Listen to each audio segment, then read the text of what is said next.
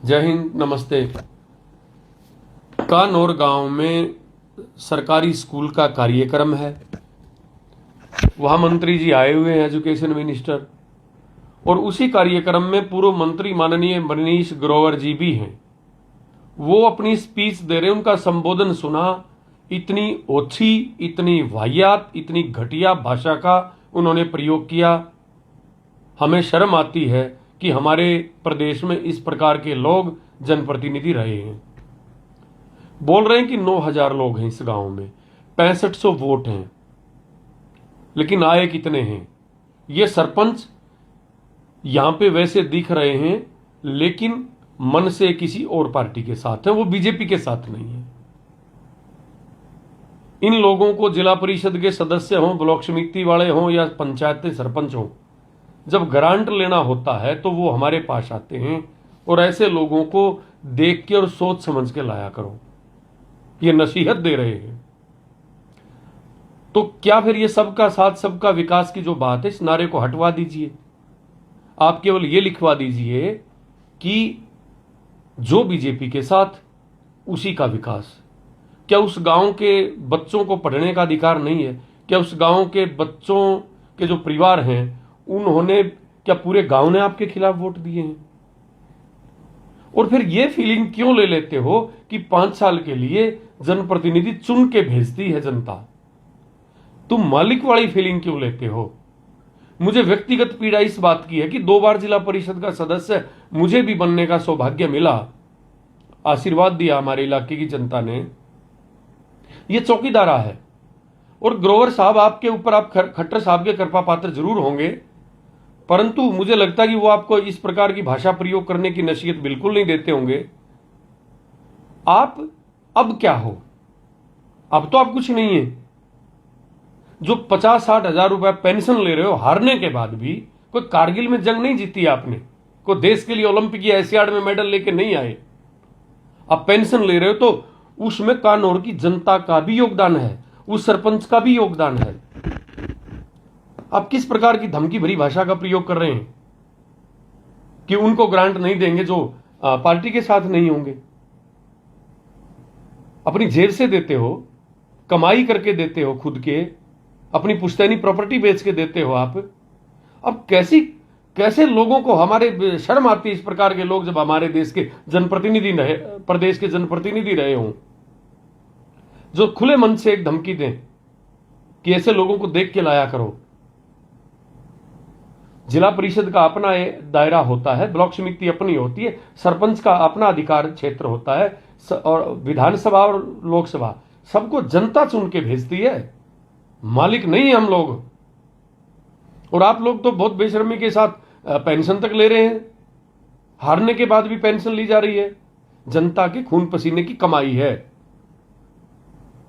और इस प्रकार से वो सुना कि वहां पे महिला सरपंच, वो कह रहे सरकारी कार्यक्रम है। सरकारी कार्यक्रम में तो आपका बोलने का कोई औचित्य भी नहीं है, आपकी पार्टी का नहीं है भाई कार्यक्रम, सरकार का कार्यक्रम है। सरकार सबकी है, सब सरकार के होते हैं। आप होते कौन हो इस प्रकार का धमकी भरी भाषा का प्रयोग करने वाले? मैं हरियाणा प्रदेश के सरपंचों से भी एक बात कहना चाहता हूं, हमारे साथी जिला पार्षद भी रहे हैं। देखिए, पिछले दिनों कुछ महीने पहले हमारे पड़ोस के वो भाई हैं ब्राह्मणवास से मासूम, हालांकि मैं उसके कोई गाने जो ये बदमाशी के गाता, मैं कोई समर्थक नहीं हूं उसका, परंतु उसने, उनका रिश्तेदार भी था, राजेंद्र सरपंच के लिए कुछ ये कह दिया कि 70 सरपंच आंडे हैं। इस बात को लेके हरियाणा के सरपंच भाइयों ने तूफान खड़ा कर दिया पूरा, और उस लड़के से 6 बार माफी मंगवाई होगी, 36 बार राजेंद्र जीजा बना होगा उसका, ये है वो है, फलाना है, ढमकाना है। लेकिन आज कितने सरपंच मनीष ग्रोवर के खिलाफ बोल रहे हैं? क्या मनीष ग्रोवर को परमिट मिल गया क्या किसी सरपंच की, महिला सरपंच के का इंसल्ट करने का? इसका मतलब तो फिर वो सही कह रहा कि तुम ग्रांट लेने जाते हो। सम्मान, स्वाभिमान सबको चाहिए। हमारे देश का संविधान हमें इजाजत देता है इज्जत से इस देश में रहने के लिए, परंतु ये पूर्व मंत्री जी की भाषा कोई अच्छी भाषा नहीं थी, ये कोई लोकतांत्रिक भाषा नहीं थी, इस प्रकार की धमकी देना और सरपंचों को भी ऐसे ऐसे दुबक के बैठना। हम ये नहीं कह रहे कि कोई रोड पे निकल के आंदोलन करिए और सड़क जाम करिए, पब्लिक को परेशान करिए, नहीं, लेकिन कम से कम उनसे इस बात के लिए तो आप बोलिए, सरपंच एसोसिएशन है, उनसे ये तो जरूर कहिए कि आपने एक महिला सरपंच के लिए जो शब्दों का प्रयोग किया है, जो ये कहा कि तुम केवल पैसे लेने आते हो, बीजेपी से नहीं जुड़े हो, उसकी विचारधारा से नहीं जुड़े हो, भाई नहीं जुड़े आपकी विचारधारा से, आपकी पार्टी से, तो कत्ल करवा दोगे क्या सबका? तुम बहुत बड़ी ठेकेदारी क्यों उठाते हो हरियाणा प्रदेश की?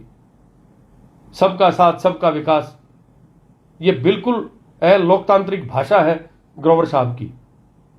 अव्वल तो उनको जाना नहीं चाहिए उस कार्यक्रम में जो सरकार का प्रोग्राम है, माननीय एजुकेशन मिनिस्टर वहां पे बैठे हैं, लेकिन अगर चले गए तो धमकी भरी भाषा का प्रयोग कर रहे हैं कि आगे हम बीजेपी का सरपंच बनवाएंगे। अच्छी बात है, आप टिकटें दीजिए, पूरे हरियाणा में बनवाइए, कौन मना कर रहा आपको? लेकिन इस प्रकार से कि आप पार्टी के साथ जुड़ोगे, जो जुड़ा है उसी को हम ग्रांट देंगे और सरपंच यहां लेके नहीं आई है लोगों को, इस प्रकार की भाषा का प्रयोग करना वो बिल्कुल माफी के काबिल नहीं है। और मनीष ग्रोवर जी को इस बात पे माफी मांगनी चाहिए और अपने शब्दों को बोलने से पहले उनको सोचना चाहिए कि वहां कार्यक्रम में जाना है, हम किस भाषा का प्रयोग कर रहे हैं। अगर आप इसी प्रकार की भाषा का प्रयोग करोगे तो ग्रोवर साहब, फिर मुझे नहीं लगता कि आप हरियाणा की विधानसभा का मुंह कभी देख पाओगे। वोट के डब्बे से राजा पैदा होता, आज हाथ जोड़ने से वोट मिलते बहुत मुश्किल से, ये धमकी और घुड़की से वोट नहीं मिलते। तो ये हमारा अनुरोध रहेगा कि वो अपने आचरण में सुधार करें और सरपंच से इस बात के लिए माफी मांगे और हरियाणा प्रदेश के सरपंच भी मनीष ग्रोवर जी के ऊपर इस बात का प्रेशर बनाएं कि आपने अच्छी भाषा का प्रयोग नहीं किया, अपने शब्दों को वापस ले। धन्यवाद, जय हिंद।